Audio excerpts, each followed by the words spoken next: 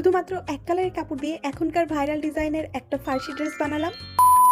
আজকে আমি যে ফার্সি ড্রেসটা বানাবো তার জন্য আমার লাগবে এক কালারের গজ কাপড়। হ্যাঁ, ঠিকই শুনেছো, এক কালারের গজ কাপড়, আর কোনো কিছুই কিন্তু লাগবে না। আমি ভেবেছি দুইটা ফ্যাব্রিক নিব, কিন্তু দুইটাই এক কালারের কাপড় নিতে চাচ্ছি, কারণ এক কালারের কাপড় দিয়েও যে এত সুন্দর একটা ড্রেস বানানো যায় সেটাই আজকে তোমাদের দেখাবো। আমি দোকান থেকে কফি কালারের এই ভয়েল কাপড়টা নিয়ে নিয়েছিলাম 6 গজ, আর অন্য একটা কালার খুঁজতেছিলাম, সেটার জন্য আমি চুজ করেছিলাম অ্যাশ কালার। বাট এই কাপড়টা খুঁজতে আমার খুবই কষ্ট হয়েছে, কারণ আমি যে কালারটা চাচ্ছিলাম সেটা পাচ্ছিলামই না। তারপরে এই দোকানটাতে আমি পেয়ে যাই, আর এটা আমি নিয়ে নিয়েছিলাম 1 গজ। সাথে ট্রায়াঙ্গেল শেপে 10 টাকার লেসগুলো নিয়ে নিয়েছিলাম 6 গজ, যেটা আমি ভিডিও করতে ভুলে গিয়েছি। আর কোনো কিছুই কিন্তু আমি কিনবো না, এই জিনিসগুলো দিয়েই আমি খুব সুন্দর একটা ফার্সি ড্রেস আজকে ডিজাইন করব। সো ফার্স্ট টাইম কাপড়গুলো আলাদা আলাদা করে কেটে নেব। তোমরা যদি আলাদা আলাদা টিউটোরিয়াল চাও সেটাও আমাকে বলতে পারো, আমি চেষ্টা করব টিউটোরিয়াল দিয়ে দেওয়ার। এর আগেও আমি 2-3 বার ফার্সি সালোয়ার কাটিং এর ভিডিও দিয়েছি, তোমরা যদি প্যান্ট নিয়ে কোনো কোশ্চেন থাকে সেটাও আমাকে করতে পারো। আর ড্রেসের ডিজাইনের ব্যাপারে যদি বলি, ড্রেসের বডিতে একটা আর হাতাতে অ্যাশ কালারের 2টা প্যানেল দিয়েছি, আর সাইডে আমি এই ট্রায়াঙ্গেল শেপের লেসটা দিয়ে দিয়েছিলাম। খুবই সিম্পল একটা ড্রেস, বাট দেখতে কিন্তু ভীষণ সুন্দর লাগছে।